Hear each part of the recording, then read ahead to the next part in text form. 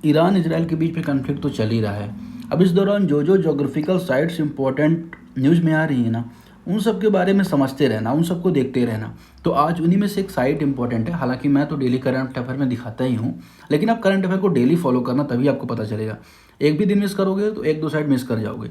Litany river के बारे में न्यूज़ क्या है, MCQs क्या बना है। Litani river and the Bekaa valley frequently mention in the news due to the regional conflict are located. ये कहाँ पे लोकेटेड है और क्षेत्रीय संघर्ष की वजह से न्यूज़ में है। सीरिया में है, लेबनान में है, जॉर्डन में है, इराक में है। अब इसके बारे में हम जानें। सबसे पहले हमारे लिए इम्पोर्टेंट क्या है कि इसकी लोकेशन देख लेते हैं। अब आइए यहाँ पे मैप में, ये है मैप। अब इस मैप में यहाँ पे आपको देखने को मिल रहा है कि लेबनान कंट्री देखने को मिल रहा है, ये लेबनान, ठीक है। लेबनान में ये रिवर एक को देखने को मिल रही है जिसे लिटनी रिवर बोला जा रहा है। ये कहाँ पे गिर रही है, मेडिटेरियन सी में गिर रही है, ठीक है, भूमध्य सागर में गिर रही है। अब अगर आप देखो तो जो लेबनान है ना, ये किससे बॉर्डर शेयर कर रही है, इजराइल से बॉर्डर शेयर करता है। अगर आप देखो यहाँ पे, ठीक है ना, नॉर्थ में इजराइल के, और इधर सीरिया, तो सीरिया और इजराइल से बॉर्डर शेयर करता है कौन सा, लेबनान। और लेबनान में ही ये रिवर है, और लेबनान में सबसे लंबी नदी मानी जाती है, पूरी तरह से उसी देश के अंतर्गत है। और वेका वैली जो गुजरती है, जैसे मान के चलो गंगा घाटी है तो गंगा नदी गुजरती है, उसे गंगा घाटी बोलते हैं। उसी तरह बेका वैली बोला जाता है लिटानी रिवर को। तो यहाँ पर उसका उपजाऊ क्षेत्र भी है। तो ये बात किसके बारे में थी, यहाँ पर हमने देखा लिटानी रिवर के बारे में थी। तो लेबनान इसका सही आंसर क्या हो जाएगा, सही आंसर बी, ठीक। तो ये आपने यहाँ पे समझा। साथ ही साथ अब यहाँ पे मैप आप देख ही रहे हो, तो अदर जो लोकेशंस उनको भी यहाँ पे समझ लो। जैसे यहाँ पे हम क्या देखेंगे, एक तो मेडिटेरियन सी में एक आइलैंड है साइप्रस, है ना, जिसकी कैपिटल निकोसिया। तो ये मेडिटेरियन सी में स्थित है। कभी ऐसा क्वेश्चन आया तो आप कर देना, ठीक है ना। फिर अगर आप देखोगे इजराइल, ये इजराइल की अगर आप लोकेशन यहाँ पे देखो, ये मैं सेकंड में आपको इजराइल की लोकेशन दिखाता हूँ। इजराइल की लोकेशन ये है, ये मैं रंग देता हूँ इजराइल की लोकेशन, ठीक है। यहाँ पे आपको वेस्ट बैंक देखने को मिलेगा, और इधर आपको वेस्ट बैंक के पीछे जॉर्डन देखने को मिलेगा। इधर सीरिया से भी बॉर्डर टच कर रहा है, लेबनान से भी बॉर्डर टच कर रहा है, ठीक है। सऊदी अरेबिया से कोई बॉर्डर इजराइल की टच नहीं होती। तो इस तरह कोई क्वेश्चन बने कि सऊदी अरेबिया से बॉर्डर टच करता है तो वो गलत हो जाएगा, ठीक है। ट्रिब्यूटरी वगैरह इतनी इंपॉर्टेंट नहीं है कि मैं इसमें ट्रिब्यूटरी कौन सी है, ये सब जानना जरूरी नहीं है इस रिवर के बारे में, ठीक है। बस इतना ही जानना था हमने यहाँ पर इसके बारे में जाना। चलिए आगे बढ़ते हैं, नेक्स्ट क्वेश्चन की तरफ बढ़ते हैं। अगला क्वेश्चन किसके बारे में है। अब अगला क्वेश्चन ये न्यूज़ में इसलिए है कि अमित शाह ने क्या किया, दूसरे सिख गुरु अंगद देव की ज्योति दिवस पर उन्हें श्रद्धांजलि दी है। तो अमित शाह जी ने उन्हें श्रद्धांजलि दी है, किसने, अमित शाह ने। इस वजह से ये न्यूज़ में आ गए। अब गुरु अंगद देव के बारे में बात यहाँ पे हो रही है। तो गुरु अंगद देव का जन्म हुआ था 31 मार्च 1504 को। तो गुरु अंगद देव का जन्म हुआ था, और स्थान लहना बोला जाता था, लहना नामक स्थान में हुआ था। कई बार वनडे एग्जाम में क्वेश्चन बने हैं, है ना। अब इनका निधन होता है 1552 में, ठीक। अब ये दूसरे गुरु थे। तो पहले गुरु कौन थे, गुरु नानक देव थे, गुरु नानक देव थे। फिर गुरु अंगद, ठीक है, गुरु अंगद। फिर तीसरे गुरु रामदास हो जाते हैं। चौथे गुरु अमरदास, और पांचवें गुरु अर्जुन देव। तो 5 गुरु आपको यहाँ पे याद रखना है, ठीक। तो गुरु नानक देव, गुरु अंगद, गुरु रामदास, अमरदास, गुरु अर्जुन देव, 5वें गुरु अर्जुन देव हैं। तो अर्जुन देव तक आपको थोड़ा सा याद रखिएगा। अब जो गुरु अंगद देव हैं, इन्होंने क्या किया, गुरुमुखी लिपि को बनाया, जिसी में ये MCQ बना है, which of the following Sikh guru is credited with the standardising the Gurmukhi script establish the school of Khadur Sahib. Khadur Sahib उन्होंने विद्यालय स्थापित किया, गुरुमुखी लिपि भी बनाया। तो इनका क्या नाम है, गुरु अंगद, ठीक है। तो यहाँ पे आप इसको सही आंसर आप यहाँ पे करेक्ट करोगे, सही आंसर क्या हो जाएगा, बी। अब इसका एक्सप्लेनेशन भी जब पार्ट अगर आप जाओगे हिंदी इंग्लिश किसी में एक्सप्लेनेशन देखोगे तो आपको डिटेल एक्सप्लेनेशन यहाँ पे मिलेगा। कहाँ गया, 5th क्वेश्चन यहाँ पे देखिए। तो गुरु अंगद जो सेकंड गुरु माने जाते हैं, मॉडिफाइड किया एग्जिस्टिंग जो स्क्रिप्ट चल रही थी गुरुमुखी को, और उन्होंने और इजी कर दिया, जिससे कॉमन लोग उसे समझ सके, लिख सके पंजाबी में, है ना। और इससे क्या हुआ, पंजाबी भाषा में जो इंप्रूवमेंट है यहाँ पे देखने को मिली, बहुत सारे लोगों तक ये लिपि पहुँच गई, ठीक है। तो ये चीज़ आपको यहाँ पे याद रखनी है। और गुरुदेव के बारे में यहाँ पे आप समझो, तो जैसे गुरु अर्जुन देव है, फिर गुरु नानक देव, गुरु अंगद, गुरु रामदास, अमरदास, कुछ अर्जुन देव। 9वें गुरु कौन से हैं, इंपॉर्टेंट हो जाते हैं, गुरु तेग बहादुर। 9th कौन से हैं, गुरु तेग बहादुर, ठीक है। और 10वें गुरु गोविंद सिंह। उनके बाद गुरु परंपरा खत्म हो जाती है, और अगर आप देखोगे तो जो बुक है इनकी गुरु ग्रंथ साहिब, उसको पूजा जाने लगता है। तो ये 2 MCQ हमने फटाक से यहाँ पे समझे। अब कुछ MCQ स्टेटमेंट वाइज हम यहाँ पर देखेंगे। जैसे क्वेश्चन नंबर 2 है किसके बारे में, कैबिनेट कमेटी ऑन सिक्योरिटी। अब क्या हुआ, न्यूज में क्यों था कि प्रधानमंत्री मोदी जी ने कैबिनेट कमेटी ऑन सिक्योरिटी की बैठक हुई, उसकी अब अध्यक्षता की। और क्यों हुई, क्योंकि वेस्ट एशिया में जो कॉन्फ्लिक्ट चल रहा है ना, उस पर जो क्या क्या रिव्यू किया जा सकता है, क्या क्या देखा जा सकता है, उसके बारे में यहाँ पे बैठक हुई। अब इसमें और क्या क्या होता है, रक्षा नीतियाँ हैं, सिक्योरिटी रिलेटेड जो इशूज़, ये सारा डिस्कशन किया जाता है। अब जो कैबिनेट कमेटी ऑन सिक्योरिटी है, इसकी शुरुआत हुई थी 1947 में, जब पंडित जवाहरलाल नेहरू ने इसे बनाया था। अब इसमें तब कौन कौन सदस्य हुआ करते थे, तो पंडित जवाहरलाल नेहरू तो थे, सरदार वल्लभ भाई पटेल जी थे, है ना, जो होम मिनिस्ट्री हुआ करती थी, फिर बलदेव सिंह जो डिफेंस मिनिस्टर थे वो इसमें थे, ठीक। उसके बाद ये कमेटी 1999 में भी बैठती है, तो कई बार बैठती रहती है। इसके अध्यक्ष कौन होते हैं, अध्यक्ष होते हैं प्रधानमंत्री जी, प्रधानमंत्री अध्यक्ष होते हैं। और सदस्य कौन कौन से होते हैं, गृह मंत्री, रक्षा मंत्री, वित्त मंत्री, विदेश मंत्री। अगर एनएसए हैं तो वो भी क्या करते हैं, कोऑर्डिनेटर की भूमिका निभाते हैं इसमें, है ना। कैबिनेट सेक्रेटरीट की जो कैबिनेट सेक्रेटरीट होता है वो पूरी कार्यवाही को देखता है, तो उसकी भी बैठक हुई। स्टेटमेंट बनते हैं कि it is the constitutional body mandate under the article 74। मतलब क्या ये कह रहा है कि अनुच्छेद 74 के अंतर्गत ये संवैधानिक बॉडी है। अब ऐसा तो मैंने बताया नहीं, ऐसे तो कहीं कॉन्स्टिट्यूशन मेंशन नहीं है, तो आप कैसे मान सकते हैं कि ये एक तरह की संवैधानिक बॉडी होगी, ठीक है। तो ये कहीं ना कहीं डाउट में हो गया। अब पहला डाउट में है, तो अब इन दोनों में से कुछ हो सकता है। तो 3 तो कॉमन है, तो तीसरा तो सही है कि ये फाइनल डिसीजन मेकिंग बॉडी है डिफेंस प्रोक्योरमेंट में, न्यूक्लियर पॉलिसी में। तो तीसरा आपको आसान लगेगा कि चलो ठीक है, तीसरा तो यहाँ पे सही होगा। लेकिन जो दूसरा स्टेटमेंट उसको भी जानना जरूरी है, प्रधानमंत्री अध्यक्षता करते हैं। तो पहला पार्ट तो यहाँ पे कहीं ना कहीं करेक्ट है कि ठीक है भाई, प्रधानमंत्री अध्यक्षता करते हैं, मान लेते हैं। दूसरा कि जबकि एनएसए मतदान के अधिकार के 7 सदस्य होते हैं, मतलब एनएसए को वोटिंग राइट होता है, ये यहाँ पे कहना चाह रहा है। अब बात बताइए, यहाँ पर जो एनएसए है कोऑर्डिनेटर की भूमिका निभा रहे हैं, है ना, समन्वयक की। वोटिंग राइट यहाँ पे नहीं हो, तो कोई वोटिंग प्रोसेस तो है नहीं, तो वोटिंग राइट यहाँ पे नहीं होता। दूसरा गलत, तीसरा पहला भी गलत, केवल और केवल 3 सही हो जाएगा इसका, ठीक है। Only 3 will be the right answer, ठीक। तो ये आपने इसके बारे में यहाँ पे देखा। अब पहला भी न्यूज है, फटाक से इसको भी देख लो, क्योंकि लगे हाथ देख ही लेते हैं। न्यूज़ में ही क्यों था, न्यूज़ में इसलिए था क्योंकि 2 तितलियाँ चर्चा में आई हैं, है ना। जूलॉजिकल सर्वे ऑफ इंडिया, उन्होंने गोवा में मैंग्रोव जो प्रजाति है, मैंग्रोव वाला नहीं है ये, बेसिकली जो तितली वाला मामला है, तो मोनार्क जो बटरफ्लाई है, ये न्यूज़ में थी।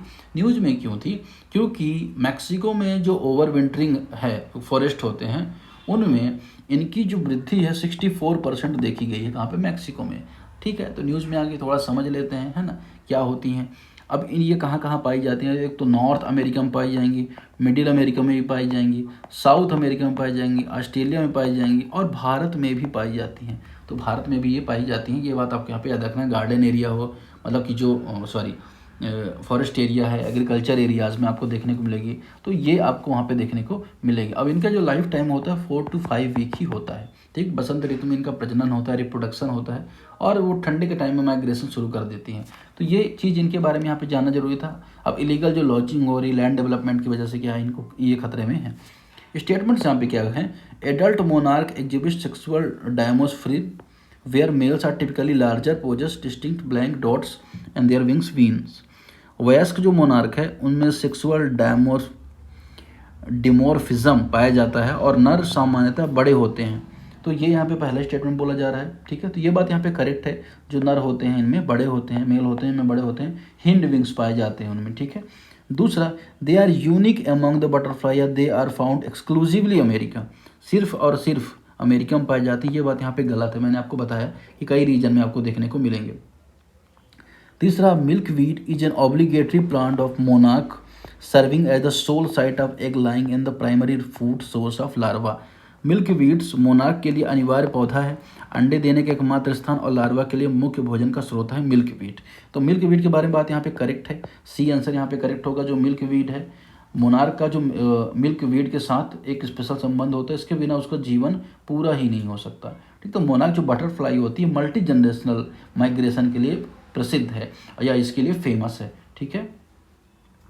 आगे बढ़ें, नेक्स्ट क्वेश्चन की तरफ बढ़ें। क्वेश्चन नंबर 3 देख लेते हैं, फिर उसके बाद स्टेटमेंट वाइज क्वेश्चन खत्म हो जाएंगे। तो 3 क्वेश्चन में यहाँ पे न्यूज़ में क्यों था, आइए देख लेते हैं। तो 3 क्वेश्चन न्यूज़ में इसलिए था क्योंकि Sahiwal cattle OPU IVF ET news में था, ठीक। हाल में क्या हुआ कि जो Indian council of agriculture and research ICAR 1939 में इस्टेब्लिश किया गया था इसको, अंडर द सोसाइटी एक्ट 1860, ठीक। तो इसने भारतीय पशु चिकित्सा अनुसंधान संस्थान बरेली में जो है, उन दोनों ने मिलकर OPU IVF in vitro fertilisation ET technology की मदद से एक स्वदेशी जो साहीवाल नस्ल के बछड़ों का प्रोडक्शन शुरू किया। अगर हम बात करें बनाना उनको शुरू किया, प्रोडक्शन क्या है, मतलब कि उनको बनाया है या IVF टेक्नोलॉजी का यूज करके, ठीक है।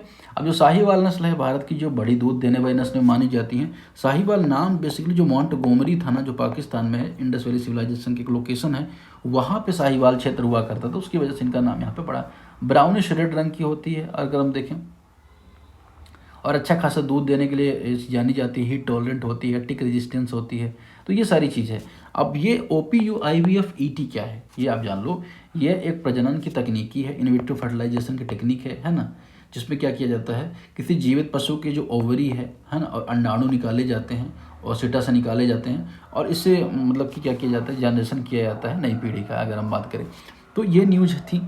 Sahiwal is dual purpose breed noted primarily for its high drought capacity, moderate milk yield.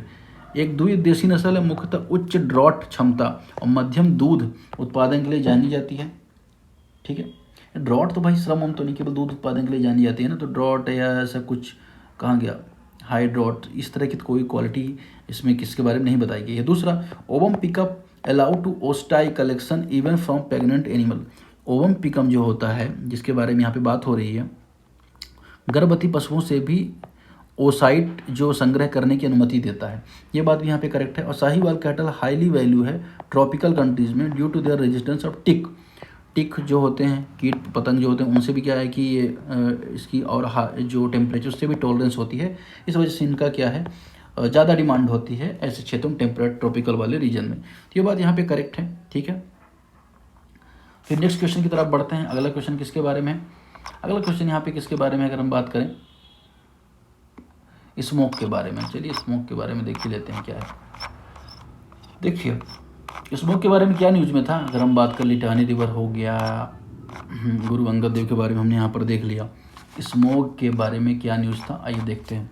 Statement क्या है कि जो शहरी धुंध स्मोक है, इससे निपटने के लिए फोटो कैटलिक कोटिंग मुख्यतः किस यौगिक कैटलाइजर का उपयोग करती, कैटलिस्ट का उपयोग करती है, ये यहाँ पे पूछा जा रहा है। और न्यूज़ में क्यों था ये भी जानना हमारे लिए ज़रूरी हो जाता है। इसमें स्टेटमेंट, इसमें ऑप्शन क्या है, silver nitrate, titanium dioxide, magnesium oxide, aluminium silicate. इन चारों में से इसका सही आंसर क्या होगा, इसके बारे में यहाँ पे पूछा गया है। अब अगर हम बात करें तो इसका सही स्टेटमेंट क्या होगा, टाइटेनियम डाइऑक्साइड। मतलब क्या कि जो TiO2 है, ये क्या करती है, प्रकाश ऊर्जा का उपयोग करके, मतलब फोटो, अगर हम बात करें फोटो, प्रकाश ऊर्जा का उपयोग करके क्या करती है, नाइट्रोजन डाइऑक्साइड NOx और VOC है, ठीक है ना, VOC2 को नाइट्रेट और पानी जैसे जो हानिकारक पदार्थों में तोड़ देती है, ठीक है। तो इसका सही आंसर क्या हो जाएगा, टाइटेनियम ऑक्साइड हो जाएगा। ज़्यादा टेक्निकलिटीज़ में नहीं जाना है, बस इतना आपको यहाँ पे समझना है कि स्मोक से निपटने के लिए जो फोटोकेमिकल कोटिंग है किस कैटलिस्ट का उपयोग करते हैं, तो टाइटेनियम ऑक्साइड का ये उपयोग करती है, ठीक है। चलिए आगे बढ़ते हैं, क्वेश्चन नंबर 7 की तरफ बढ़ते हैं। क्वेश्चन नंबर 7 किसके बारे में, सुवर्ण रेखा रिवर को लेके है। अब न्यूज़ में क्या था, ministry of forest environment climate change है, उसने उड़ीसा में जो नदी बहती सुवर्ण रेखा, उसमें जो अवैध बालू खनन होता है उसको लेकर चिंता जारी की है और निर्देश भी जाहिर किया है, ठीक। तो ये नदी का ओरिजिन कहाँ पे होता है, सुवर्ण रेखा का, तो झारखंड में होता है। 600 मीटर ऊंचाई से निकलती है नागड़ी नामक गांव से, है ना, और ये रांची में है। इसकी टोटल लंबाई आपको 395 किलोमीटर देखने को मिलेगी, और ये पूरा ईस्ट वार्ड फ्लो करती है, पूरब की तरफ बहती, बंगाल खाड़ी में गिर जाती है, छोटा नागपुर के पठार से भी गुजरती है, ठीक है ना। और हुंड्रू वाटरफॉल इसमें स्थित है, हुंड्रू वाटरफॉल इसमें है, ठीक है। इसकी सहायक नदियाँ भी हैं, जैसे कांची इसकी सहायक नदी है, कारकरी इसकी सहायक नदी कारकरी, और खरकाई ये इसकी सहायक नदी है। और 3 राज्यों में इसका रिवर बेसिन टोटल फैला है। झारखंड से आने वाली नदियाँ इसमें मिलती हैं, उड़ीसा में और वेस्ट बंगाल में। तो ये किसके बारे में था, सुवर्ण रेखा नदी के बारे में था, क्योंकि यहाँ पे बहुत ज़्यादा दिक्कत हो रही है किसकी, रेत खनन माफियाओं की, तो ठीक है। तो ये सुवर्ण रेखा का छोटा नागपुर संबंध है, क्योंकि छोटा नागपुर पठार से होते हुए गुजरती है, तो ये बात इसके बारे में यहाँ पे सही हो जाएगी, ठीक है। अब दूसरा अगर हम बात करें यहाँ पर, अब असम सरकार ने क्या किया है, असम सरकार ने एक अभ्यारण्य की घोषणा करने एक अभ्यारण्य की घोषणा करने का प्रयास यहाँ पे कर रही है, और एक अभ्यारण्य बनाएगी। उसको क्या कहा जाएगा, बुरा चपोरी जो अभ्यारण्य है, ये कहाँ पे, ब्रह्मपुत्र नदी के तट पर बनाया जाएगा, ब्रह्मपुत्र नदी के तट पर। और कौन बना रहा है, असम सरकार बना रही है।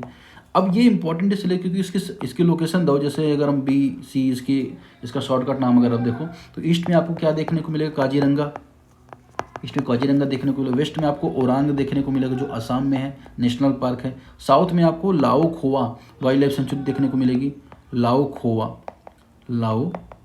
वाइल्ड लाइफ सेंचुरी देखने को मिलेगी। ठीक है। तो ये 3 वाइल्ड लाइफ सेंचुरी से, 2 नेशनल पार्क और 1 वाइल्ड लाइफ सेंचुरी से यहाँ पे घिरा हुआ है। सोनीपत जिले में ये फैला है, तो इस वजह से यहाँ पे क्या है ये न्यूज़ में, तो ठीक है। तो ये बात आपको यहाँ पे याद रखनी है इसके बारे में।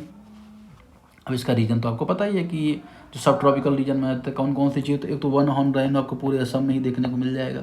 वन हॉर्न राइनो है, बाघ यहाँ पे देखा जाता है पूरा चपोरी में, तेंदुआ देखा जाता है, जंगली भैंसा, और बंगाल फ्लोरिकन्स भी देखा जाते हैं जो क्रिटिकली इंडेंजर्ड है।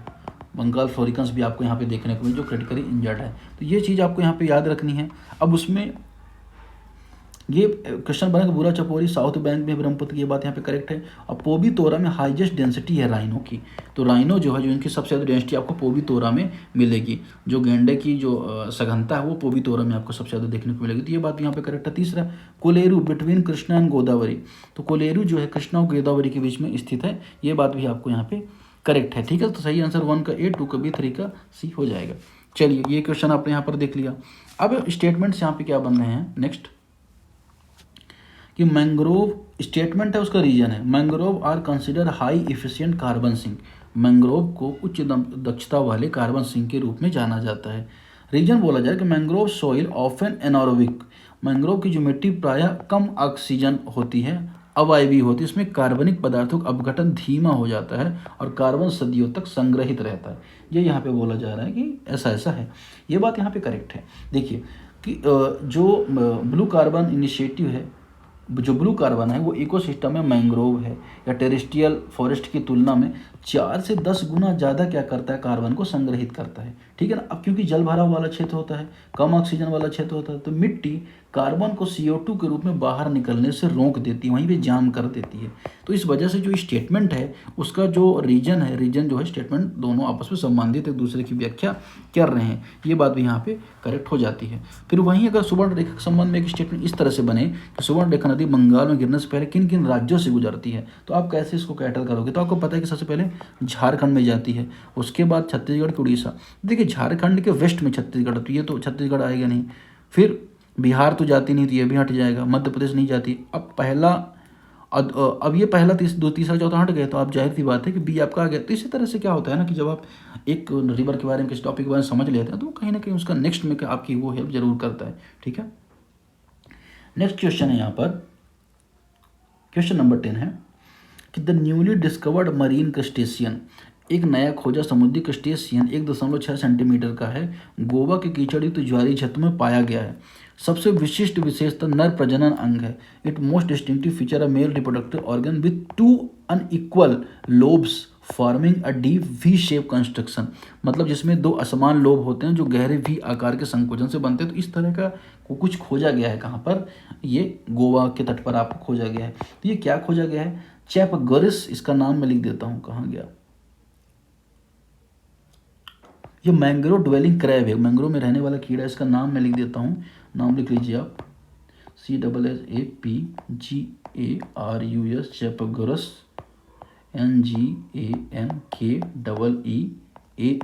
तो ये चैपगोरस, ये एक तरह का, अगर आप देखो, मैंग्रोव ड्वेलिंग क्रैब है जो अभी रिसेंट में गोवा के तट पर आपको देखा गया है। ठीक है, तो ये चीज़ आपको इसके बारे में थोड़ा सा जानना तो बहुत इंपॉर्टेंट नहीं है, तो हमें इतना ज़्यादा डिटेलिंग में नहीं जानी है, जो टॉपिक इंपॉर्टेंट है उनकी ही डिटेलिंग में जानी है। ठीक है, अब अगर हम बात करें तो ऑटोनस बेका वैली में, बेका घाटी में एक और रिवर है जो ऑटोनस नदी पर, और बूढ़ा मेरू कोलेरा लेक फीडर है, ये भी बात यहाँ पे करेक्ट है। तो ये तीनों ही पेयर्स यहाँ पे इसके संबंध में करेक्ट हो जाएंगे।